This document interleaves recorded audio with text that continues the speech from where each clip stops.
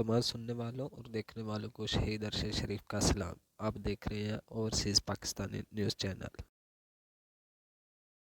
तीसरा जो सर्कमस्टांशियल सबूत है वो इंतहाई खौफनाक है।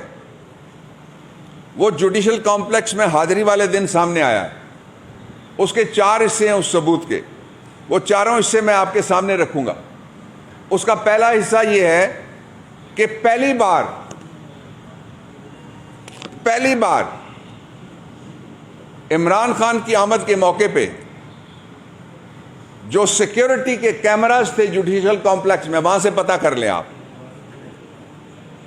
वो सारे के सारे बंद कर दिए गए। क्यों बंद किए गए?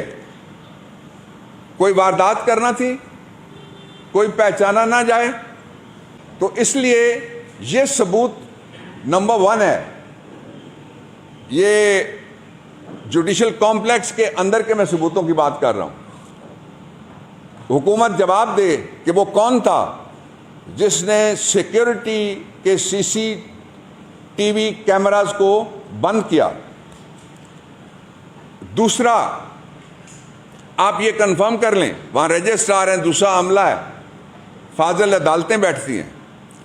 एटीसी के कोर्ट के अंदर की सिक्योरिटी, आप लोग कवरेज जो करते हैं उनको मेरी बात ज़्यादा समझ आ रही होगी और कुछ चेहरे मुझे नज़र आ रहे हैं वहाँ। वो अंदर की सिक्योरिटी उस दिन टोटल गायब थी। वहाँ 8 से 12 के करीब, 15 के करीब लोग बैठे होते हैं, जो इंसदाद दहशतगर्दी की अदालत है। वहाँ ऑफिशियल सीक्रेट्स एक्ट के मुकदमे 2 दिन चलते हैं और जो 7 दिन हैं उनमें से 5 दिन और वो इंसदाद दहशतगर्दी के मुकदमे, जिसमें बड़े बड़े मुकदमे हैं, वो सुने जाते हैं। इसलिए वहाँ सिक्योरिटी वाले बैठते हैं।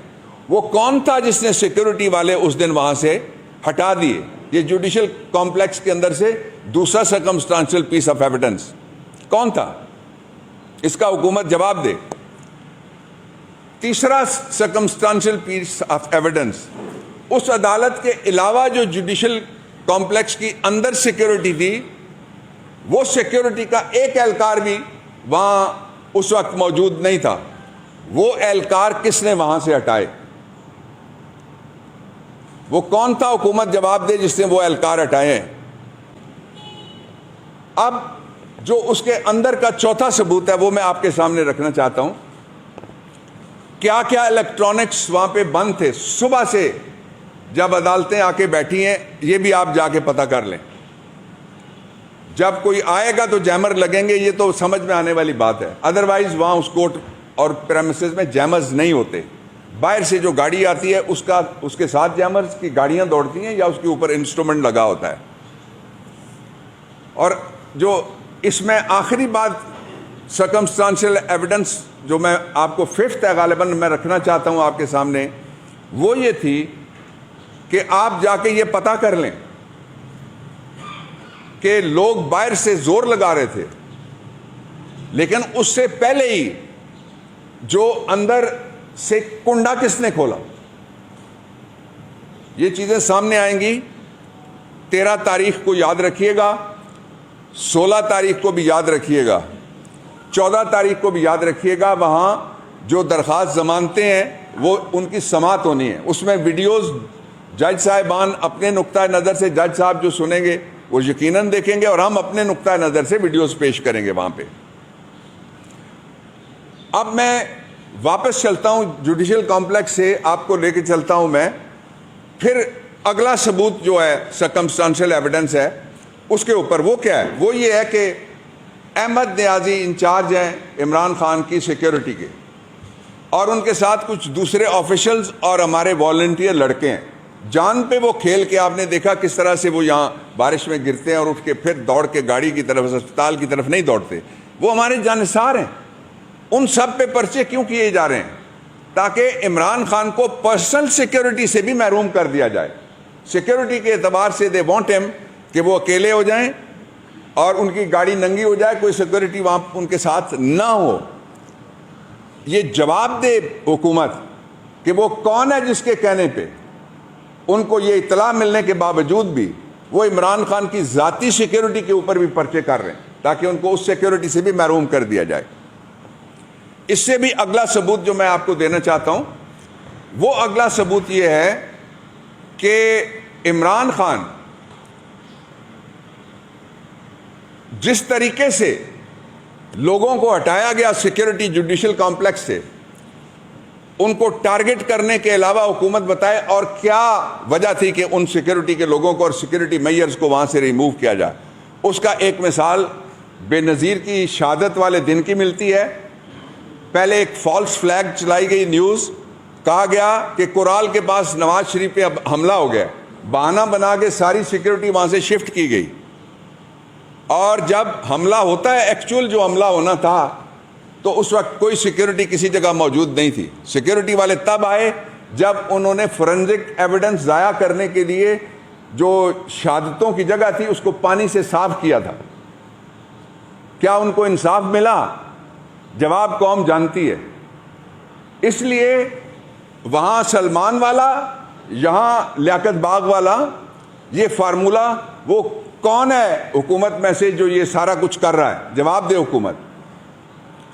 उसके साथ मैं अब इसका जो दूसरा पोर्शन है उसकी तरफ आना चाहता हूं। जो मुकदमात हैं इमरान खान के खिलाफ, वो सारे दो तरह के मुकदमात हैं।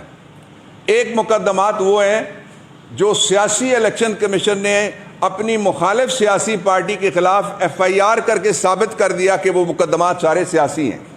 वो इलेक्शन कमीशन के हवाले से मुख्तलिफ अदालतों में चल रहे हैं। कोई हाई कोर्ट में चल रहा है, कोई रेफरेंस है, कोई इस्तिगासा है, वो सारे आप खोल के देख लें। वो सारे के सारे इलेक्शन कमीशन के ट्रिगर करदा मुकदमात हैं। और यही तो हमारा मुकदमा है पाकिस्तानी कौम के सामने कि ये मुकदमात झूठे हैं और इलेक्शन कमीशन जानिबदार है। दूसरे मुकदमात कौन से हैं? 25 मई को इमरान खान कंटेनर पे हैं, कहते हैं उनके इमा के ऊपर फलाने ने पत्थर मारा। 25 मई को जो मजालिम हुए उनके पर्चे हमारे ऊपर। इस्लामाबाद हाई कोर्ट में ना किसी ने फूल तोड़ा, ना घास तोड़ी, ना गमला तोड़ा, सवाल ही नहीं था। वहां पे बाकायदा मीडिया पे हमला हुआ। एक असिस्टेंट कमिश्नर का नाम मुझे अभी बताया गया है। आज अभी थोड़ी देर पहले जिस अदालत से मैं पेश होकर आ रहा हूं, वहां जो साफी थे वो खड़े हो गए, उन्होंने कहा वहां जा इमरान खान रहे थे और मारा हमें गया है। और पर्चा किस पे किया गया? पर्चे में एक प्रोफेसर ऐसा पकड़ा गया, गिरफ्तार है, जो वो जज साहब के पास पेश होता है और जज साहब ने प्रोफेसर साहब से ये पूछा, ये असातिज़ा की इज्जत ज़रा देखिएगा किस तरह करते हैं। दहशतगर्दी में पकड़े हुए प्रोफेसर साहब बंद हैं। और मुझे जज साहब ने कहा प्रोबोनो इनका केस आप लड़ लें, प्रोफेसर के पास पैसे नहीं हैं। जज साहब ने पूछा प्रोफेसर से कि आप कहाँ खड़े हैं और आप पे क्या पर्चा हुआ है? उसने कहा सर मुझे तो नहीं पता मैं कहाँ खड़ा हूं, लेकिन जुडिशल कॉम्प्लेक्स में मैं ज़बरदस्ती दाखिल हुआ, मुझ पे पर्चा। यानी उनको पेशी वाले भी दिन नहीं पता था कि जुडिशल कॉम्प्लेक्स कहाँ है। यूनिवर्सिटी प्रोफेसर, वो तो प्राइमरी टीचर हो, तो हमारे लिए हमारे सर का ताज है, वो जो इंसानियत हमें सिखाते हैं।